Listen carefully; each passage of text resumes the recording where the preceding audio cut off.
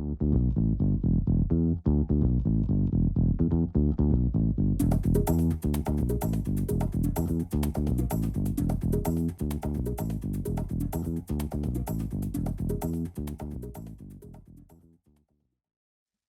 no ar mais um episódio do Reset Podcast, seu espaço para o debate de moda, inovação e consumo consciente.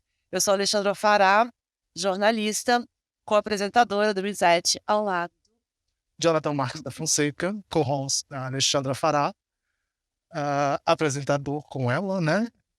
E empresário no ramo de sustentabilidade e consumo consciente. Muito bem. Reset Podcast é semanal. Você pode acessar em todas as plataformas digitais. E se você gostar, por favor, siga, compartilhe, deixe seu like, se inscreva. Muito importante para a gente divulgar o nosso conteúdo. Sim. E o episódio de hoje é patrocinado pela plataforma de marketplace A Daily Reset. Através do QR Code aqui na tela, você pode acessar só com o seu celular, assim. Gente, estou muito... Você sabe que eu nunca... Tô amando. Você sabe que me viu muito em ação, né, seu Paulo Boss? Mas eu nunca sentei com você para te entrevistar. 22 anos que eu tenho de Ruby Fashion, São Paulo Fashion Week. Muitos furos. Tu era Fashion? Não, morava em Nova York. Eu acompanhei o primeiro, que foi o do Ronaldo Fraga. Que tinha... eu já tinha saído. Era Bichos. Não lembro. Do... Que foi no ginásio. Do Ibirapuera. Eu já tinha saído, mas eu fazia. E, bom, gente, estamos aqui com o Paulo Borges, que não precisa de apresentações, mas iremos apresentar.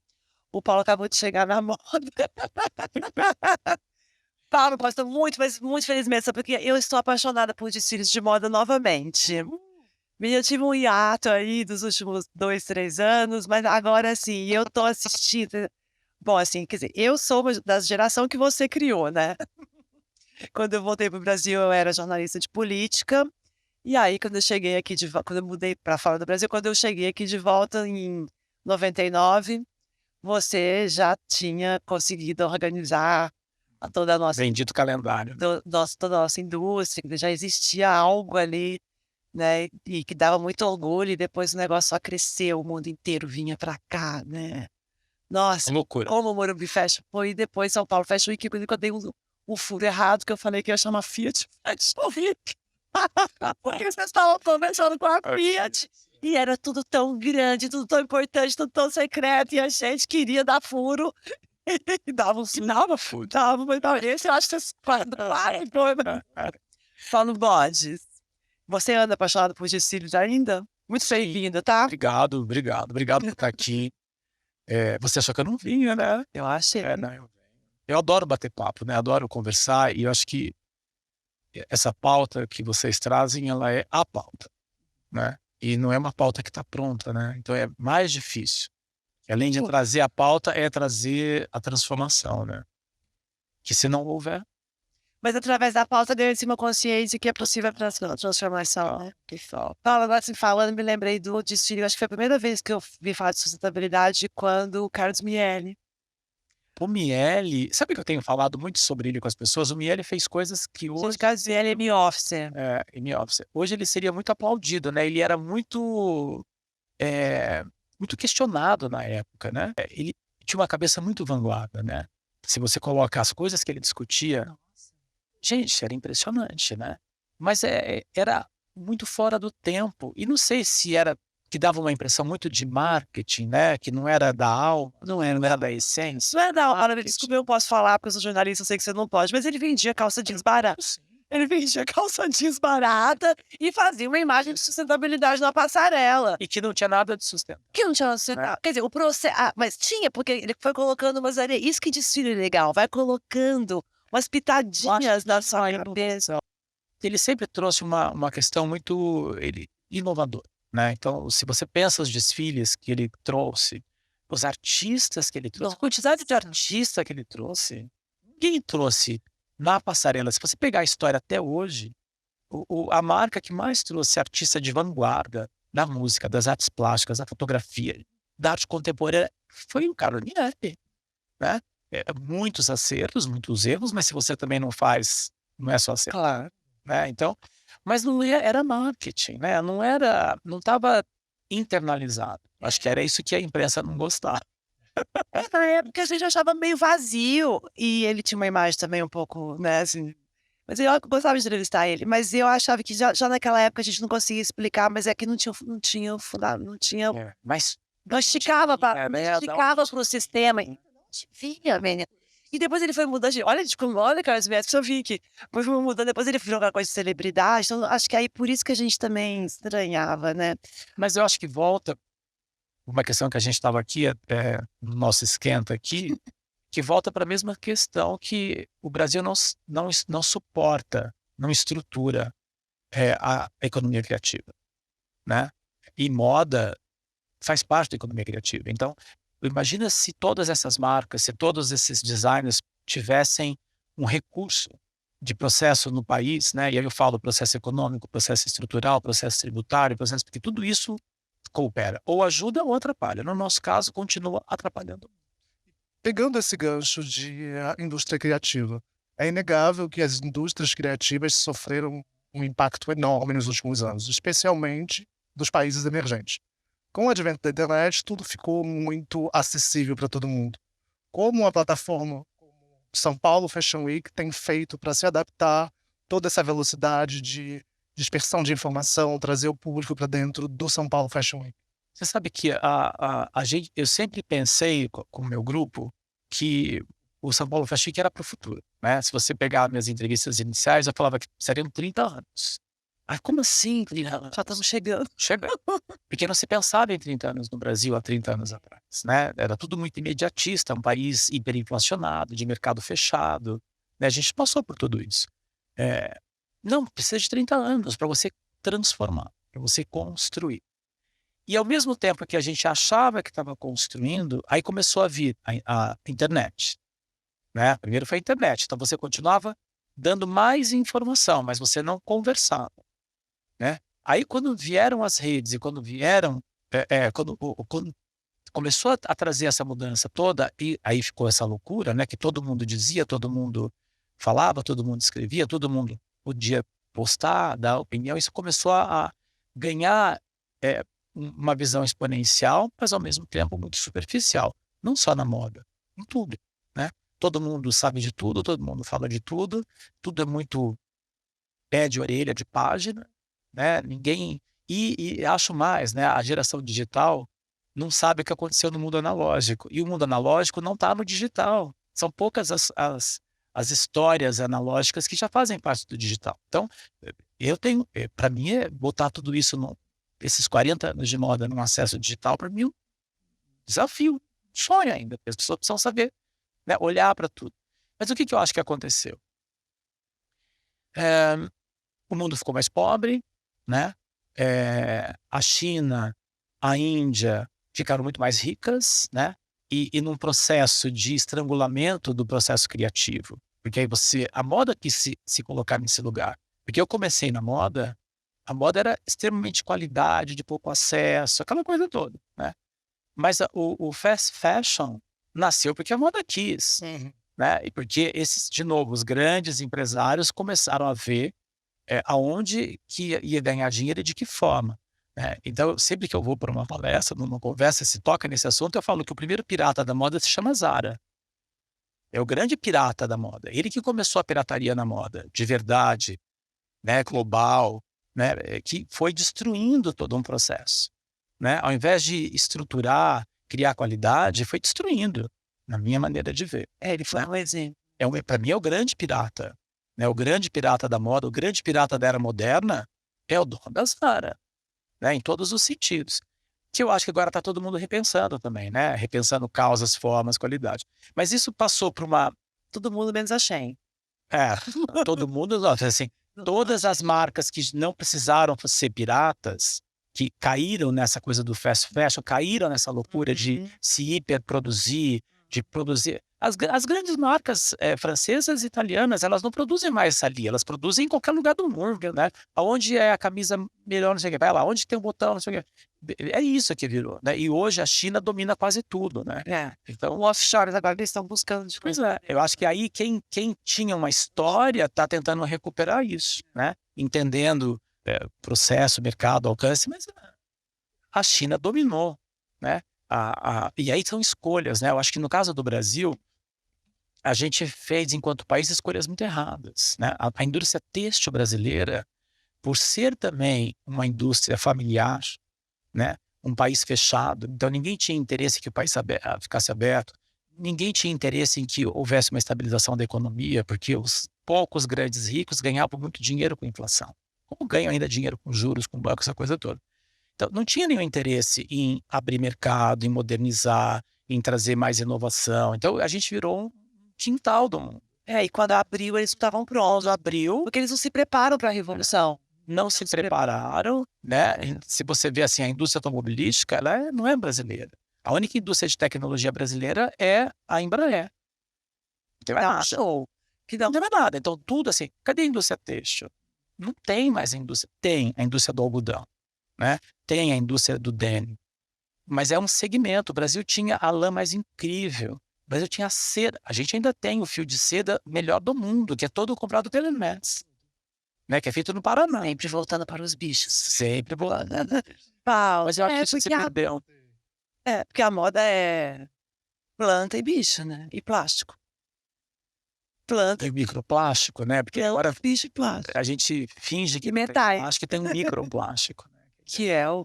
Agora, deixa eu falar, qual é a importância, só para a gente contextualizar aqui, gente, até os anos 90, o Brasil não tinha uma organização de semana de moda. A gente teve um vislumbre da Ródia, que Mas foi, imagino que a Ródia fez junto com o Fenite, foi maravilhoso, né?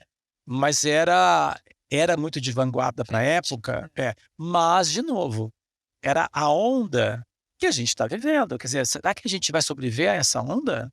Que eu acho que é o desafio que a gente tem que ter. a gente quer a moda? O Brasil. Ah, o Brasil. Agora vai, Paulo. Não, eu digo o seguinte, assim, o que a Fenite foi a maior feira da indústria têxtil da América do Sul. Mas é porque era um momento em que a importação era... A gente podia vender para os outros países do Sul? Acho que a gente podia vender para todo mundo. Comprar, que A gente podia comprar. Mas vender a gente podia. A gente reunia empresas todas ali. Agora, o que aconteceu que a gente não conseguiu? não modernizou. Não moderniza, porque é um país que é uma elite industrial fechada, que tem medo de se modernizar, porque não quer perder poder, não quer perder dinheiro, não quer Mas hoje não pode, né? Porque já viram que se não modernizar, perde. Agora, então, era isso a situação, tá, gente? Então, assim, não existia, aí chega Paulo Borges, pessoa mais importante da moda, e organiza tudo, e pessoas como eu estão aí. Obrigada, papai. Somos muitos. Depois de 40 anos na moda, qual a importância de um desfile? Hoje, diante das revoluções Eu acho que ele tecnológicas, tem mais importância do que já teve. Porque ele fala com muito mais gente. E ele está falando com mais pessoas. E com pessoas diferentes. mas o desfile vende roupa? O desfile vende roupa. Vende. Eu acho que tem que separar. Eu me lembro que no começo, né, os jornalistas de TV, principalmente, estavam lá. Eu via, né, eu estava na sala de desfile, tinha a câmera com a jornalista filmando o desfile. Aí você via a matéria. E ela pegava um monitor, ia para o viaduto do chá e punha uma pessoa passando e falava assim: você usaria essa roupa? Ah, que louco, isso não é. Então a imprensa naquele momento também construía esse fantasma. Eu lembro muito, você vê lá uma pessoa falando assim, mas quem vai usar isso pegar metrô? Então eu acho que hoje a moda mostra para as pessoas, porque mas isso mudou, não é agora que mudou, isso já começou a mudar no início dos anos 2000, quando a moda começou a perceber que não adiantava mais se fechar, porque o mundo não estava mais querendo saber disso também, né? Então, todos esses rappers que entraram na moda, a periferia entrou na moda, a periferia entrou nas grandes casas de alta costura, né? Eu acho que é isso que é importante hoje, que mudou. A gente faz a moda e vem de comportamento. Hoje as pessoas entendem que existe uma ideia, não é mais um produto em si. Claro que as pessoas que gostam muito da moda, eu quero aquela camisa. Sei. Mas você está vendendo um conceito, uma identidade, um comportamento. Mas você recomenda desfile para todas as marcas? Não, Não. Que tipo de marca você acha que marcas de verdade, tipo, o que que é uma marca de verdade? que tem discurso, que tem produto, e eu não estou dizendo que o Mas você produto falou tem que ter a mesma discurso qualidade. melhor. Primeiro, Tem que ter discurso. a imagem, a mensagem. A mensagem, tem que ter o porquê, Sei. né? Não, assim, não precisa desfilar. Você acha que quantas marcas desfilam no mundo? 1000. Quantas marcas existem de moda? 1 milhão. Você acha que todo mundo vive porque desfila? Você acha que todo tipo de moda precisa ter desfile? Não. Agora, o desfile é bacana, ele é importante. Mas você tem que saber fazer, você tem que ter essa alma de construir um conceito, o que você quer passar, né? Para roupa, para passarela, né? Que vai virar vitrine, não vai virar vitrine, vai vender rápido, aí entra o sinal buy now, aí não é, aí é pedido, tudo isso a gente já foi vivendo nesse tempo todo. Mas o que eu acho que é importante do desfile, e aí para mim ele é uma demonstração muito clara, é quente ou é frio, né? Quente é quando ele se conecta com todo mundo? Não. Com o seu negócio, com o seu mercado, com o seu público. E isso incomoda a moda. Incomoda a moda, né? Porque se você pensar, uma marca jovem preta, da periferia, da Bahia, que vem e vira o maior sucesso do país. Quem vira falando? Tô falando de Meninos Reis, tô falando de Ateliê Mão de Mãe, eu tô falando de Isaac, eu tô falando de Dendezeiro, eu tô falando da Santa Resistência, eu tô falando de 2 anos para cá, de 2020 para cá, né? E por que essas marcas comovem tanto? Porque elas, primeiro, têm um roteiro verdadeiro, né? Ela tem um discurso que ela efetiva, que ela traz, né? E elas são realmente colaborativas, né? E elas têm um público que se vê ali. É a base da pirâmide. Então, são pessoas que não falam mais com o topo da pirâmide. Quem é o topo da pirâmide? É pouca gente. Quando a gente vai para essas marcas, por exemplo, e a gente compara com marcas que já existem há muito tempo, obviamente, essas marcas, esse estilo de marca já existia, não na mesma quantidade que existe hoje, só que hoje elas têm uma possibilidade maior de estar em display. Você acha que essa possibilidade maior de estar em display vem por um esvaziamento da indústria tradicional? Ou realmente elas conquistaram o espaço delas e são necessárias? Eu acho inovação. Eu acho que tem as duas coisas, na verdade, né? Se a gente pensar, é engraçado assim, né? Quando começou o São Paulo Fashion Week, a imprensa internacional dizia assim, como que a Zump desfila? O que é isso, Zump? O que é isso, Fórum? Isso não é moda, né? Moda praia. Imagina praia. Aí a gente tem que explicar, no Brasil, praia é moda, praia não é só um biquíni, né? No Brasil, jeanswear é a grande difusão do comportamento. O país é jovem, o país é grande, né? Não é um país de classe alta, nem de classe média alta. Então, a moda do jeanswear, ela é jovem, é ela que se comunica no Brasil. Anos depois, essas marcas de jeanswear começaram a fazer parte das semanas de moda. Ninguém desfilava jeans lá fora, ninguém desfilava praia lá fora. Começaram a desfilar bem depois do São Paulo Fashion Week, mas a gente fez isso porque é a nossa fotografia, né? Mas aí você começa a ver que essas marcas, porque elas também são grandes, elas olham ainda muito para uma forma de consumo rápido, porque é um navio transatlântico andando, num mar que está bom, que não está bom, que tem tempestade, que não tem, né? Então a marca acaba ficando muito presa ao seu processo econômico ali, de ter que vender aquilo que a pessoa quer, né? Ela acaba virando aquilo que é prestígio, vira armadilha, né? Essas marcas menores, ou as marcas de design, que a gente já teve desde os anos 80, né? Que são os que são mais criadores, os autorais, né? Que você pensa que a Glória Coelho era G. A Glória Coelho virou Glória Coelho anos depois de São Paulo Fashion Week, porque ela não podia mais ser G, tinha que ser a Glória Coelho. E isso é importante para o tipo de mercado que ela atua, né? Só que são mercados que eles vão... Todo mercado envelhece e todo mercado nasce, né? Aonde você está? né? Como que você se coloca? Você está para aquele mercado que nasceu, ou você já está vivo naquele momento e você quer continuar falando que esse mercado que está vindo, mas não quer perder o mercado que está ali, ou então você vai informar para esse teu mercado, esse mercado envelhece, né? Aquela consumidora, aquele consumidor vai envelhecer. Todos nós envelhecemos. Então, com quem que você quer falar? Acho que essa é a grande dinâmica hoje de você fazer gestão de uma marca, né? Olha para o Louis Vuitton, olha para a Gucci. Quem imaginaria essas marcas fazendo o que elas fazem hoje, né? Isso é um processo de não envelhecer. E é muito difícil isso no Brasil, porque tudo isso precisa de dinheiro, precisa de fluxo, precisa de caixa, precisa de mercado.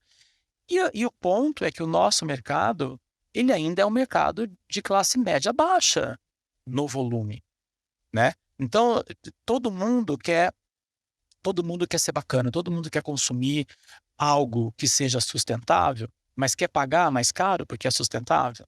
É um ponto. Todo mundo quer consumir algo que seja super na onda, né? E aí vai pagar lá? Não, vai no fast fashion que vende uma cópiazinha, que é parecida, que é mais baratinha, que é mais descartável, né? Então, esse é o nó que existe. Essas marcas, eu acho que de 2015 para cá, e acho que a pandemia, para o bem e para o mal, ajudou muito, para o bem, pela consciência, para o mal, pela dificuldade econômica e mental, né? Mas, para mim, o bem que a pandemia fez ao mundo, do ponto de vista da transparência às coisas, né? Você focar em coisas que realmente fazem sentido, o que não faz sentido, não dá mais para você postergar as coisas, né? Vou dar um exemplo meu, né, do São Paulo Fashion Week. Você acompanha desde sempre, a gente sempre defendeu causas, né? A questão da diversidade, a questão da sustentabilidade. A gente fez a primeira edição de um evento carbono neutro no Parque Ibirapuera. Ninguém, o que é isso? Né? Virou lei nos parques da cidade. Qualquer evento em parque municipal, você tem que fazer compensação de emissão de carbono. Que já não dá mais para falar nisso, né? Como falar de carbono zero agora? Agora você tem que falar de outra coisa, porque carbono zero era nos 90. Agora já foi, né? Eu estava fazendo uma conversa com o Marcelo Dantas, ele disse assim, não foi ainda, né? Mas enfim, já deveria ter sido. Mas já foi, né? Que a tua consciência tem que estar no outro nível, né? Assim, é biodegradável. Não pode mais falar em algo biodegradável, tem que falar em bioagradável. Eu adorei. Não é? Porque senão você não vai... A mudança do mundo vai ser tão mais pesada do que a tua capacidade de fazer mudar. Veio a pandemia e veio de novo todas as crises raciais, e eu segurei essa onda na moda com todos os criativos negros, porque eu fiquei 3 meses conversando horas com 30, 40, era aqueles grupos, né? Aquele momento de falar com tanta gente, e eu falei, chega, vai ter que mudar. Então eu fiz no São Paulo Fashion Week em 2020 equidade racial. Vai ter que ter equidade racial, então não desfila. Chega, não dá mais para recomendar uma cota de 10, de 15, de 20% de pessoas negras. Então, se a pessoa tem 20 modelos, 10 tem que ter outras raças. Desde 2020. Não, tem que ter negros indígenas. E até orientais, porque o Brasil tem uma mudança muito grande oriental. Tá lá. 50, equidade racial. Então, todo mundo mantém. Tem que ter, senão não desfila. Não desfila. A gente olha no camarim, a gente vai lá contar na hora. Então, já teve casting que tirou gente na hora. Porque, assim não vai entrar na passarela. Então, sabe, acho que a gente está num momento, um pouco assim, eu virei um esquerdista comunista. Né? A gente estava falando disso. Mas é posicionamento, não dá para você ficar em cima do muro, não dá para você não ter opinião. Não dá mais para a gente não ter opinião. Então, quais são os valores que eu preciso deixar claro? Para mim, são valores humanitários. Então, a diversidade é importante, a inclusão é importante, né? A diversidade de raça, de gênero. O que uma marca precisa para ela fazer São Paulo Fashion Week? O que uma marca precisa para ela fazer São Paulo Fashion Week? Primeiro, consciência. Para te convencer. Não, para me convencer não, porque eu não sou responsável. Você quer mesmo? Eu vou olhar se você tem ali. A gente olha se tem... A pessoa manda para você. A gente olha. O Isaac ficou 1 ano conversando. Para a gente conversar, para entender. O Isaac Silva. O Isaac Silva. O Iron ficou quase 1 ano para a gente conversando antes, para entender. Então, vamos pensar o tempo, como é, né? E não é que... você não faz isso, chega que aprovou, vai, pode ir, tchau. Você dá uma consultoria. Não é uma consultoria, a gente conversa. A gente questiona, a gente quer saber. A gente tem marcas que você percebe assim, não, isso já dá para entrar, né? Já dá. Agora, se a decisão de fazer é dela, não é minha. né? A gente foi convidado. Não, a gente não convida, a gente conversa. E aí fala assim, então você está convidado a entrar. Ok, você quer, você mostrou, aí você entra, né? Por que a gente faz isso? Porque a gente banca toda a estrutura, né? Diferente das outras semanas de moda. Lá fora a pessoa paga sala, paga isso, paga tudo. Aqui a gente dá a estrutura de tudo e ainda dá um apoio econômico que não é igual, que é diferente, tem mais budget, tem menos budget, enfim. A gente conecta essas marcas com empresas que para fazer também apoios, mas a decisão é da marca. E a gente fala assim, olha, pensa se vai entrar. Porque não pode sair. Se sair, tem que ter uma explicação muito clara. Senão, senão não é um calendário, né? Fica entra, sai, entra, sai. E a gente entende que tem marcas, como a gente está vendo muito, que precisa de um tempo para rever o seu negócio, para Antes, sei lá, ou depois que já está. ou depois já tá. Acontece muito da marca ganhar um punch tão forte que aí ela e aí ela começa a entregar, começa a vender e não conseguir entregar, que isso é característico do Brasil, né? Sempre foi, né? Do mercado de uma maneira geral. A gente discute, fala, não pode. Mas você continua acompanhando suas marcas. A gente conversa. Todo. Conversa. Bom, hoje você tem o São Paulo Fashion Week e o FFW, que eu amo. O FFW eu dei para a Camila e para o Augusto. Mentira, por que não sou eu? Para, eu amo. Porque assim, Um trabalho maravilhoso, Camila e Augusto. em 2018, em 2010, a Luminosidade teve um sócio que é a Embrands. Em 2018, a Luminosidade, que já tinha a Embrands como sócio, e aí só eu era sócio, as meninas não eram mais sócias, ficou sócio da IMM. Então hoje a IMM, que faz o Rio Open, que faz... Ah, não, IMM é o quê? IMM não é NG, IMM. Não, achei que era aquela que tinha comprado a Zump, como chamava aquela? Aquela é IM. Ah, tá, nossa. Que o ano nem existe. Não, tá, IMM. A IMM, ela tem alguns eventos. Então ela faz o Rio Open, faz musicais, Tá. faz... Tá, é uma grande... É uma empresa nacional e internacional que faz eventos, né? Então ela é sócia do São Paulo Fashion. E o nosso modelo de semana de moda, a gente estrutura o evento como um todo e financia essa estrutura toda. Eles não pagam por isso. E a gente ainda consegue alguns apoios para fazer o desfile, para ajudar no desfile. Então, nesse sentido, a gente tem uma curadoria que a gente controla mais, né? Ah, mas a gente acerta? Não, nem sempre. Nem sempre. Muitas vezes. Um desfile não dá certo, não é problema meu. Não é problema meu. Eu não faço roupa, eu não vendo roupa. Eu faço a estrada, né? Eu faço a plataforma. Eu exponho, eu falo para você, a gente vai te expor de uma maneira, você tem que ter certeza se você quer, para o bem e para o mal. Então tem estilistas que entram e dá assim, a imprensa, que incrível, que incrível. A pessoa vai, que incrível, que incrível. No terceiro eu falo, ó, cuidado que no terceiro você vai levar uma trombada. E às vezes é no segundo, né? Então teve um caso, você falou que era no terceiro, no segundo. Eu falei, pois mas eu te falei para não ficar encantada com tudo isso. Calma, né? Não precisa acreditar tanto no elogio, sem tanto empresa ainda que critica. Você sabe que hoje tem um monte de gente que critica, que acha que sabe, né? E que tá aí com seus... Criticar onde? Nos seus blogs? Nos seus blogs, nos seus perfis, né? Tanto para elogiar como... Mas aí não é imprensa, aí é... Mas o que é imprensa hoje, né? Gente formada que trabalha numa coisa impressa. Você tem... Ou não, né? Mas você tem que ter um histórico, né? Você tem histórico, tem um monte de gente que tem histórico, mas nos últimos anos, nos últimos 3 anos, a não ser que sejam pessoas que são formadas em jornalismo, que tá lá, e tem gente, sim, né? Mas tem muita gente que acha que sabe falar de moda, é jornalista, hein? Eu sei. Mas que acha que sabe falar de moda e fala tanta bobagem, né? Mas hoje em dia é tão mais difícil ser criticado, você não acha? Porque eu tava pensando, todo mundo critica muito, mas Todo mundo critica. a gente sentava... Você acha hoje no direito de dizer o que é relevante e o que não é relevante. Mas pra Eu acho que julgamento, exato. acho que a gente vive a era do julgamento, É. né? Que não é uma análise, porque crítica é uma análise, né? Você escrever algo que faça sentido, que tem julgamento, né? Vou dar um exemplo de mim mesmo, né? De mim mesmo no São Paulo Fashion Week. Eu vejo muitas pessoas, algumas pessoas dizendo, São Paulo Fashion Week já não é mais aquilo, São Paulo Fashion Week... Há quantos anos você escuta? A vida inteira, mas quando tem fundamento, você olha e você transforma, né? Com certeza. Quando não tem fundamento, você fala que pena, né? Porque Entendeu? a pessoa é saudosista, né? A pessoa a gente está vivendo 2 perigos, eu acho. O perigo do recente saudosismo, porque é gente muito jovem para ser saudosista, né? E a velha cilada que eu sempre batalhei tanto para a gente perder, que é o cachorro vira-lata. Sabe? Que só é bom o que está lá fora. Ainda? Mas a gente voltou a ter isso, já tinha diminuído muito. Mas isso voltou nos últimos anos com uma loucura. Mas tipo que cheia, vou Tipo, não, se tipo, for Louis Vuitton. sabe assim, a gente voltou pro início dos anos 90, que só era bom o que vinha de fora.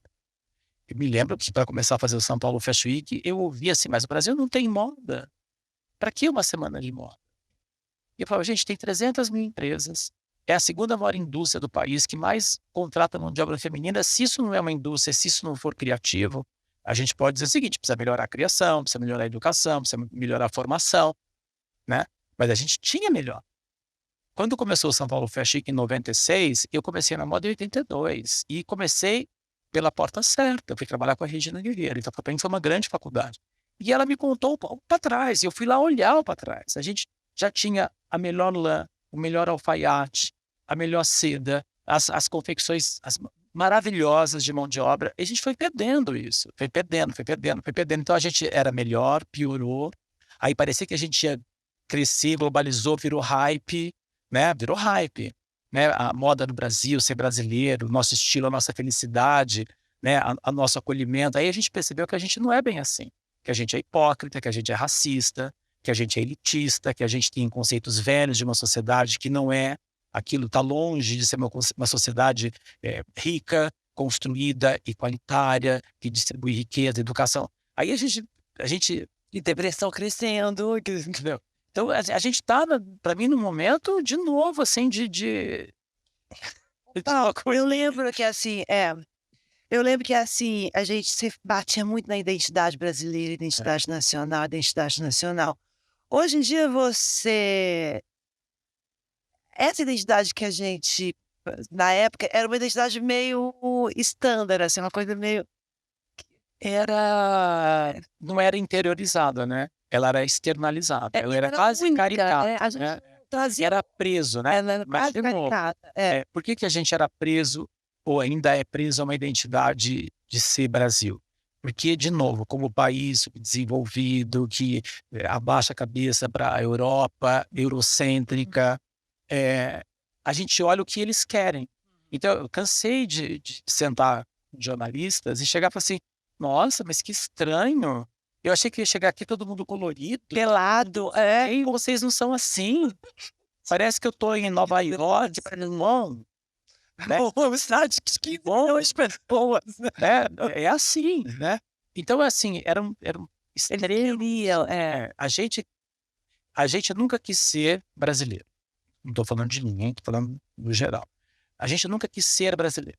De repente, a imprensa ficou pedindo essa brasilidade. Aí a gente começou a ser brasileiro. Ó, botar fuxico, botar estampa, botar banana, botar...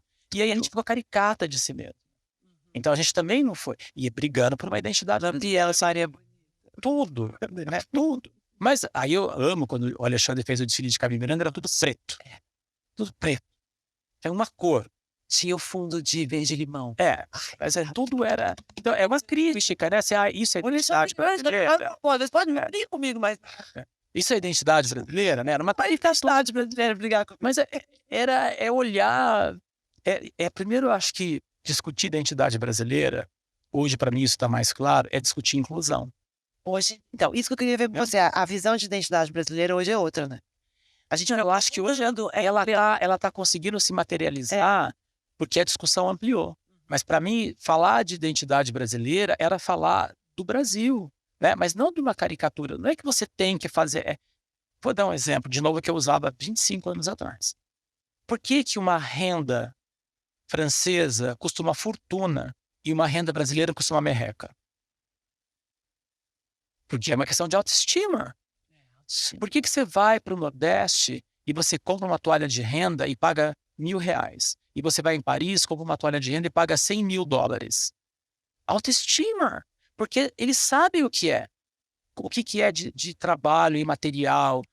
E a gente... Autoestima que vem de uma educação. Porque a autoestima vem de uma educação, de uma empatia. E transformar De conhecimento. conhecimento em processo, em educação mesmo, né? Então, assim, uma filha de rendeiro não quer mais ser rendeira. Parece que agora tá voltando a sentar. Voltando, mas tá agora, é isso que eu falo, agora a tal da identidade brasileira está fazendo sentido porque eu acho que as pessoas estão entendendo, né? Eu não posso pegar uma renda e falar que é minha. Se alguém fizer isso hoje, você sabe o que você vai dizer. Pega um estilista e fala que aquela renda é dela. E você sabe que não é. O que você vai falar? Você vai lá e vai botar o dedo em cima. Ô, Paulo, você assiste Cine? Não os seus. Não, de fora. Qual que é o desfile mais importante do ano? Você gostou do Schiaparelli? Então, eu fui ler, na hora que eu vi aquilo, né? Mas como eu sou velhinho, Você foi ler a eu narrativa. fui primeiro ler e entender o que estava acontecendo, antes de dar não. opinião, Tudo bem. entendeu? Quando você leu, você ficou menos... Quando eu vi, eu achei estranho. Falei, não é possível que essa empresa não tem uma coisa que eu falo, você conhece o departamento do VDM? Não. Vai dar merda. Vai dar merda. Chama o departamento do vai dar merda, porque eu falei, gente, não é possível. Ele queria que Não é possível que ninguém chamou o vai dar merda aqui. Quando eu vi, falei, não é possível. Deixa eu ficar quieto, deixa eu olhar primeiro, vou ler, vou ver o que as pessoas estão dizendo, vou tentar descobrir o que é, né? E aí eu entendo que aquilo era uma crítica a uma situação humana, que falava da Divina Comédia, da questão dos medos, dos fantasmas, era uma outra. E veio o bicho, porque a narrativa tinha os bichos, os encontros com os bichos, né? Agora, deveria ser feito nesse momento? Você consegue traduzir toda essa explicação na imagem? Não consegue, com a velocidade. Mas será que isso também não é uma crítica? Falar, olha aí, ó, vocês estão querendo julgar tão rápido, vocês não estão sabendo o que vocês estão dizendo. Será que também não é um pouco de... Será que? Mas quando você considera Mas já outra foi. postura, que é uma coisa tão elitista... Então, mas aí o desfile... Já que vamos usar o Paulo Bosch. O desfile não deveria falar por si mesmo. Por que eu vou precisar ler o release? O desfile não fala por si mesmo. Você retórico aqui, mas o Alexandre não faz release. Pois é. Porque ele acha que não tem que explicar nada. Tô falando. Não tem que explicar nada. Sim. Todo mundo que eu acho. Depois que eu li, eu entendi. Então, para que precisa ler, né? É isso. Mas é que ler, eu acho que a imagem é... Mas qual que você acha que foi o melhor desfile ultimamente? Assim, tem algum desfile que você amou, assim? Você pega inspiração? Como é que você... Não, isso não. Não. Não, porque primeiro eu não faço mais, né? E eu nem dirijo mais. Eu faço uma coisa ou outra muito especial, mas eu nem faço. Porque o Paulo dirigia... Eu dirigia muito desfile, mas eu falei, gente, ou eu faço o evento ou eu faço o desfile. Não dá para fazer evento, fazer desfile, não dá. Né? E gravação de novela junto. Ao mesmo tempo. Não é possível. Mas eu gosto muito de ver, né? Eu assisto. Bom, tem uma coisa também que é a seguinte, há 15 anos, 16 anos eu parei de viajar, porque foi quando o Henrique nasceu, então eu ia para todas as semanas de moda, 2 vezes, toda eu estava em tudo. Aí quando ele nasceu eu parei de viajar. Né? Eu falei, agora eu não vou. Aí vai Augusto, vai Mauro, vai todo mundo. Eu parei de viajar e fiquei vendo à distância. Uma ocasião ou outra, um momento ou outro, aí eu fui. Mas assim, eu sempre me encantei muito por Paris. Para mim, Paris é a casa, é o lugar. Primeiro porque não é só a questão da tradição, é a questão do processo. Sabe, você tem um ministério que pensa essas coisas, né? Você tem um processo que apoia o todo, né? Você tem uma lógica de indústria que ela funciona para nascer novos designers. Eles entendem como cultura. Como cultura. A gente está no nível Os museus... Bom, eu fui para a Turquia uma vez, porque eles queriam... Eu fui falar sobre São Paulo Fashion, né? Porque eles queriam muito ter uma semana de... Eu lembro. E a Suzy Menkes foi lá fazer aquela palestra dela e falou, olha, eu não sei como é que vocês vão fazer, mas esse dia eu perguntar para o São Paulo Fashion Week. E eu fui, e óbvio que a semana de moda era uma lástima, a deles é uma lástima. Mas a cidade, você estava com 3 museus, os 3 com grandes exposições de designers turcos, maravilhosos. Isso é respeito, isso é cultura. Né? E a gente, para conseguir colocar uma exposição de moda dentro do museu, é fogueira. Você sempre... Cadê o Instituto de Moda? Tá aí. O que nós vamos fazer agora, próximas coisas? Não, a gente tem feito projeto, por exemplo, a gente fez o Estufa, o Hotspot, Ah, quem faz é o é tudo o Instituto. Tudo que você vê no São Paulo Fashion Week que não é desfile, é praticamente tudo em mod. Então tudo sempre foi as exposições. Por que a gente não tem um museu de moda, Paulo? Sabe que já me pediram e me propuseram isso mesmo? Eu falei, eu não quero. Não quer? Eu não. Eu não. Porque O IMOD. não, mas assim, não, aí tudo bem, mas quem, como é que é? Como é que é? Eu acho que eu não queria, sabe? Assim, se eu pensar, eu acho que eu tô falando já um pouco, eu não sei se eu penso mais assim. Sim. Porque hoje eu penso muito, talvez pela essa situação que a gente está vivendo, De preservar. de ser tudo muito superficial, eu tô pensando em aprofundar, Porque... mergulhar, sabe? Então eu acho que criar um centro de referência que sirva como museu, que sirva como escola, que sirva como inclusão, que não seja fixo, que ele possa se modular em vários lugares. Hoje, você vai falar, qual que é o teu sonho hoje? É conseguir multiplicar uma célula de moda, mas que você tenha como processo a educação, a inclusão e a diversidade. Tá bom. Isso é sustentabilidade, porque se você não tem... Isso tudo é sustentabilidade. né? E isso é importante para qualquer lugar do país, sabe? Não tem que ser São Paulo, né? Tem que ser em todos os lugares. Se você pensar a riqueza que é o norte, né? Você já percebeu que começaram a ter vários modelos indígenas na passarela? Você já percebeu que começaram a ter desfiles de indígena? Não. Isso não é o acaso, né? Há 20 anos eu quero fazer um ano em homenagem para a discussão sobre os corpos originários. Então eu fui fazer o primeiro, botaram fogo naquele indígena que estava no banco lá em Brasília. Fui fazer o outro, mataram não sei o quê. Fui fazer o outro, os indígenas sequestraram não sei o quê da FUNAI. Eu falei, gente, eu não vou mexer nesse assunto, porque vai virar polêmica, Sim. né? VDM? Aí, o ano passado, agora a gente está preparado. Há 3 anos, desde a gente começou a trabalhar isso, né? E esse ano, a ideia é toda trabalhar uma grande abertura cultural em cima dos povos originários. Né? Aí você tem a eleição, porque ninguém imaginava, né? Aí tem uma ministra dos povos originários. Né? Então você vai ter... Agora está pronto para poder abrir essa discussão. Né? Ah, mas para que serve essa discussão? Para diminuir preconceito. Claro, para ampliar a consciência. Gerar consciência. Educação. A gente fez o festival, que o Marcelo Dantas fez a curadoria, que era o Regeneração, que acabou sendo 2021, ele foi pensado em 2019 e veio a pandemia em 2020, mas desde 2019 a discussão era a regeneração, que eram os micélios, que era tudo vindo do cogumelo. Em 2019 a gente estava falando disso já. Né? Então a gente quer trazer essa questão, quer trazer essa riqueza, isso é o São Paulo Fashion Week. O que o estilista vai fazer, não é problema meu, né? Mas trazer essa percepção desse valor criativo, né? A Flávia Aranha está fazendo um projeto de agrofloresta têxtil urbana. Então, assim, para quem não entendeu ainda, explica para o nosso ouvinte a relevância do São Paulo Fashion Week. Ui! Porque, vou te dizer, outro dia eu me deparei com artigos que questionavam relevância e irrelevância. Pois é, mas eu também vejo, né? Então, assim, eu respeito, porque eu acho que, né, sempre respeitei, e acho que tem verdades, tem acertos e tem superficialidades, né? Aí tem o saudosismo, aí tem... O saudosismo me irrita profundamente. Né? Então, assim... A gente sendo ariano, então a gente... Vamos falar de relevância. Vamos falar dos últimos anos. O que era o Iron e a Missy? O que era a 100? Quem era o né? Quem eram essas pessoas, se não fosse o São Paulo Fashion Week?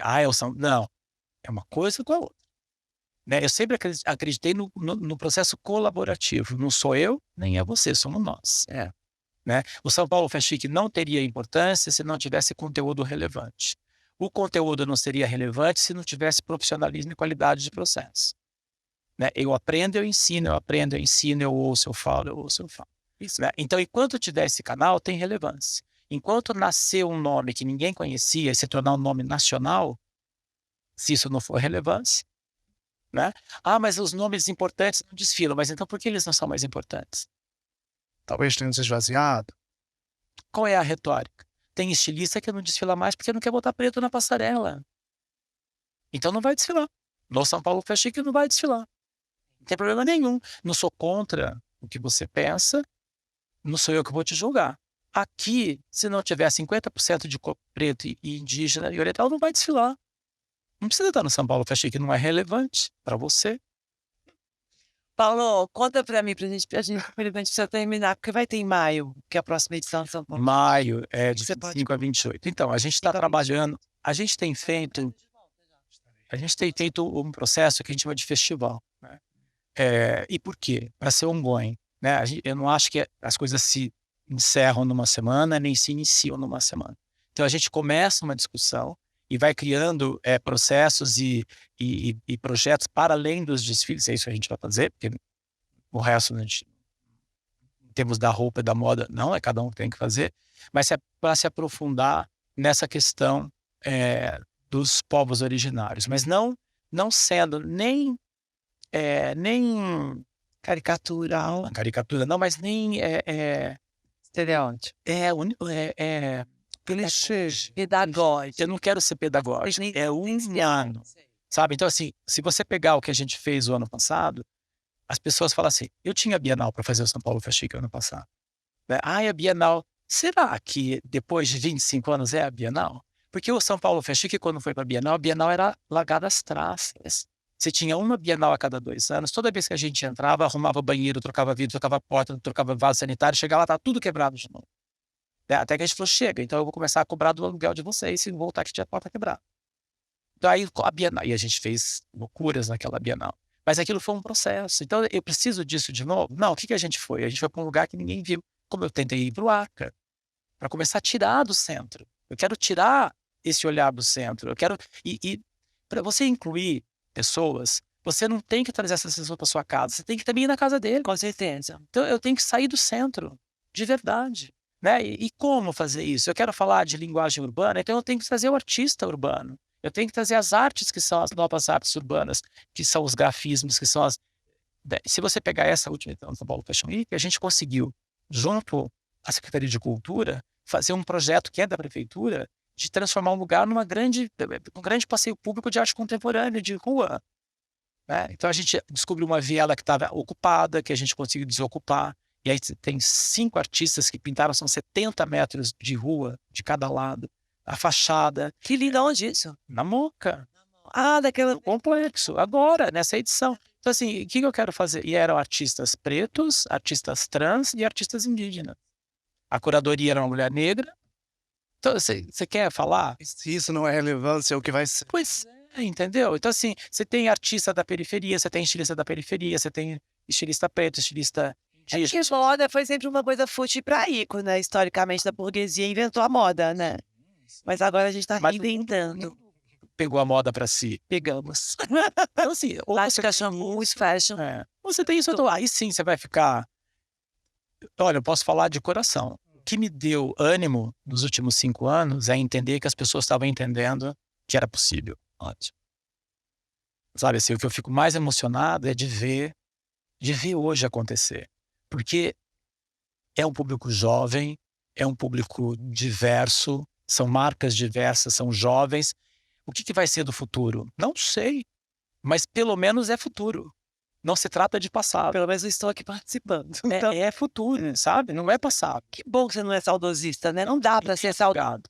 Não dá para ser saudosista sendo Paulo Boazariano. E legado, né? Não, hoje em dia não dá. Acho que a abertura do coração, por exemplo, a coisa mais importante que a gente tem, a gente conseguir entender, porque tem tanta mudança e mudanças tão rápidas que, né, ou você se fecha, porque eu tô morando no interior, as pessoas viram. Você acha que você tá lá, você se fechou? Não, eu não.